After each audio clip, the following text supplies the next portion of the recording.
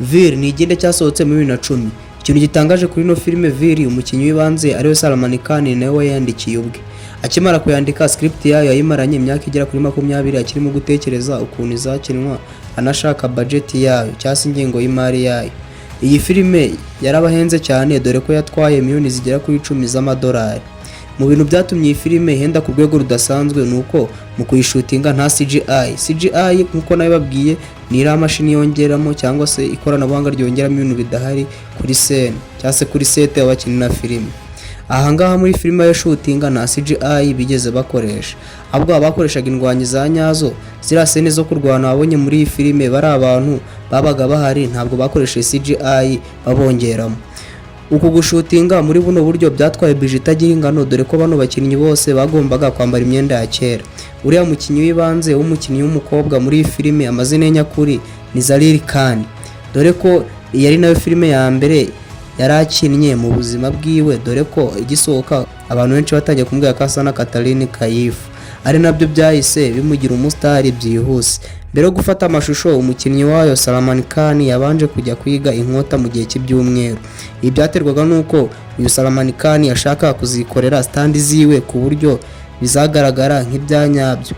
Aba bagabo bajya no kure dore ko kiriya cyaro cya Veer ari agace bafashe bakadesigninga neza nko mu gihe cya kera. Iki cyaro cya Pindari cyabafashe amezi 3 bazamuriramo amazu asa naho araya kera kubera ko nta CGI bashakaga kandi nta CGI bigeze bakoresha mu kugira ngo badesigninge kiriya cyaro. Ruriya rugamba rwa nyuma rwo muri iyi filime Veer wabonye rwatwaye iminsi yera hagati mu 10 barimo kurushutinga kugira ngo bafate scene z'urugamba. Byabasabye nuko bazana abagabo 800 n'amafarasi 200 kugira ngo bizabe bisa naho ari ibyanyabyo koko. Bazanye n'aba standmen bari buze kuba bakora ibintu bidashoboka, baturutse mu Buhinde, UK ndetse no Burusiya. Mu gihe bari barimo gushutinga iyi filime Veer, uriya mukinnyi w'ibanze Zalil Khan yari afite isoni kubera yari filime ye yiwe ya mbere, dore ko ari nayo ya mbere yari akinanye n'umustar nka Salman Khan kandi we nta burambe yari afite.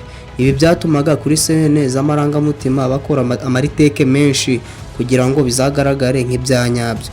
Uyu mukobwa yanakinaga yambaye imyenda iremereye dore ko iriya myenda ye yari yambaye yari yemereye cyane, dore ko iriya myenda yari hagati y'ibiro 10 by'uburemere.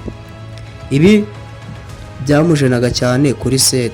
Ubundi muri filime Veer hari amakosa menshi bakoze ku buryo abantu babiteraho urwenya ubundi bagaseka. Ubundi iyi filime ivuga ku nkuru y'abapindari mu 1800. Niba wararebye neza iyi filime wabonye ko hari igihe kigera Veer akajya mu Bwongereza agiye kwiga imico y'Abongereza. Ikosa bakoze ahangaha nta Bwongereza bwari ufite ririya terambere wabonye muri iyi filime mu 1800. Yari amazu, biriya biraro ndetse na ziriya modoka wabonye muri iyi filime ntabwo Ubwongereza bwari bufite muri uwo mwaka w'1800. Ikindi bayivuzeho nuko uriya mukobwa muri iyi filime bamuteye makeup nyinshi ku buryo umukobwa w'1800 adashobora kuba afite iriya makeup. Ntabwo umuntu wo mu 1800 yaba afite iriya makeup. Ubundi iyi filime Veer amafaranga iyi filime yinjije azwi ni miliyoni 13 z'amadolari yinjije.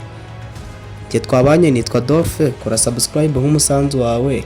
Iyi ni Kavu Entertainment. Ushaka ko ari indi filime twaza gukoreraho wanyandikira muri comment. Imana ibarinde.